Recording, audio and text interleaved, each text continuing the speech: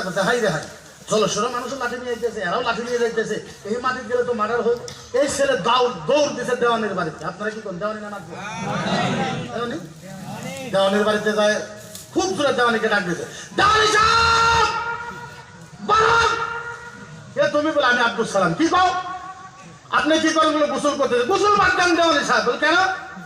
জলেশ্বরের মানুষ আর টাকি মানুষ ওই যে মাটি আছে 100 বিঘা হয়, ওটা নিয়ে লাঠি নিয়ে সব গেছে, মারার হোক আছে।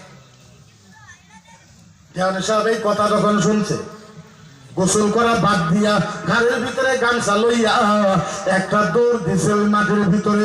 ওই মাটির ভিতরে দৌড়ে দৌড়ে দেওয়ানি গেছে। যাবার পর জলেশ্বরের মানুষকে বলেছে, খবরদার ঝগড়া করতে পারবা না, নারাই করতে পারবা না, খবরদার বাড়িতে চলে যাও। কালকা জমার দে, কালকা জমার দে। জমা নামাজ পড়ার পর সুন্দর করে তোমাদেরকে আমি মিলাই দিব। ঝগড়া নারাই করতে পারবা না, চলে যাও বাড়িতে। এইবার টাকিমারি মানুষকে বলেছে, যাও যাও যাও, তাড়াতাড়ি বাড়িতে চলে যাও, নারাই আর ঝগড়া করতে পারবা না। কালকা জমার দিন আমি ওয়াদা করলাম আমি মিলাই দিব। দুনো পাটিকে খাটাই দিছে। এইবার জমার নামাজ পড়ার পর ওই দেওয়ানি সাহেব সুন্দর করে দুনো পক্ষকে বসাইয়া ইমরে কিছু কথা বলেছে, এইদিকে কিছু কথা বলেছে, সুন্দর সুন্দর কথা বইলা দুনো পাটিকে মিলাই